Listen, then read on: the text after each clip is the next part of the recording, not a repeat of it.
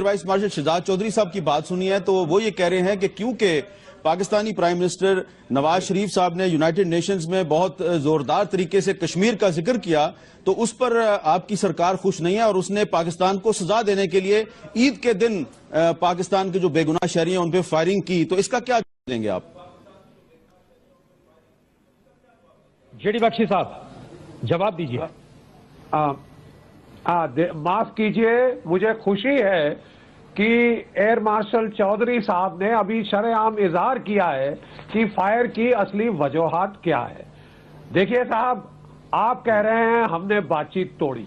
اور جواب میں آپ دنیا کو جتانا چاہتے ہیں کہ بائیلیٹرل ڈائیلاگ بند ہے، اس لیے ہم معاملے کو انٹرنیشنلائز کرنا چاہتے ہیں۔ انٹرنیشنلائز کرنے کا موٹیو آپ کے پاس ہے، مطلب فائر کھولنے کا موٹیو دو ٹوک لفظوں میں آپ کا ہے، ہمارا نہیں ہے۔ اور یہی ہم نے زمین پہ ہوتے دیکھا کہ آپ کی فوج نے، آپ کے رینجرز نے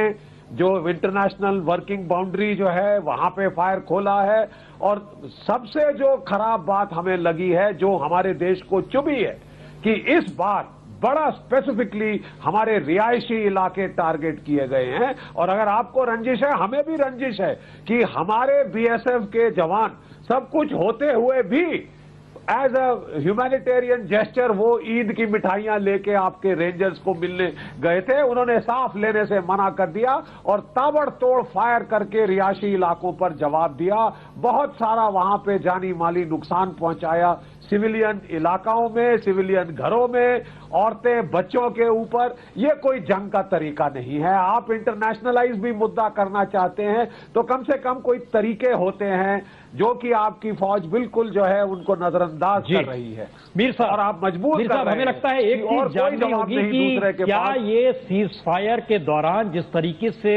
گولیاں چلی، گولی باری ہوئی، یہ انٹینسٹی صرف زیادہ تھی یا وار کی طرف بڑھتے ہوئے قدم تھے اور ان سب کے بیچ نیوکلیئر اسٹیٹ ہونے کی پرستھتی دنیا کے سامنے لانے دینے کی استھتی پیدا کی گئی تھا؟ کیا یہ؟ اچھا، اس پہ میں کہتا ہوں جنرل قیوم صاحب آپ ذرا رسپونڈ کریں۔ دیکھیں، سب سے پہلے تو میں مشکور ہوں کہ آپ نے اس فورم پہ مجھے بلایا، اور پھر مجھے اس کی بھی خوشی ہے کہ انڈیا کے لوگ ہماری بات سن رہے ہیں اور ہم انڈین ڈیفنس انالسٹ کی باتوں سے بھی مستفید ہو رہے ہیں، تو we would like to listen to them and see کہ وہ کیا کہنا چاہتے ہیں۔ دیکھیں، میں یہ کہتا ہوں کہ یہ جو کچھ ہو رہا ہے نا ورکنگ باؤنڈری پہ یا لائن آف کنٹرول پہ، یہ سمپٹمز ہیں ایک بڑے ایشو کے جس کی بڑی گہری جڑیں ہیں، اور یہ انفارچونیٹ ہے۔ یہ جو ایکسچینج آف فائر، اس پہ ہیومن لائفز کا لاس ہوا ہے، اگر انڈیا کی طرف بھی ہوا ہے تو وہ بھی قابل افسوس ہے۔ ہم سیولینز کی کیجولٹیز نہیں کرنا چاہتے، چونکہ انڈیا اور پاکستان دونوں جنیوا ایکارڈ کے سگنیٹری ہیں، اور اس کی جو کنونشن نمبر 4 ہے 1949 میں سائن ہوئی، اس میں یہی تھا کہ سیولینز کو ٹارگٹ نہیں بنایا جائے گا، تو یہ ایک وائلیشن ہے جو بالکل نہیں ہونی چاہیے۔ میں یہ کہنا چاہتا ہوں کہ یہ پچھلی بقرہ عید کے اوپر بھی ایسے ہوا تھا، رمضان کی عید سے بھی تھوڑے پہلے یہ ٹینشن ہوئی تھی، تو اس لیے یہاں لوگ اس سوچنے پہ مجبور ہیں کہ شاید ہمارا ایک تہوار ہے اور اس کے اوپر ایک بندہ صبح نماز پڑھنے کے لیے نکلتا ہے، اس کے 2 بچے گھر میں قتل ہو جاتے ہیں یا مر جاتے ہیں مارٹر کے گولے سے، تو وہ ایک صف ماتم، اور پھر وہ لوگ حکومت سے پوچھتے ہیں کہ جی آپ ہماری جان و مال کی حفاظت نہیں کر سکتے کیا؟ تو میں یہ کہتا ہوں کہ بیسیکلی انڈیا اور پاکستان کو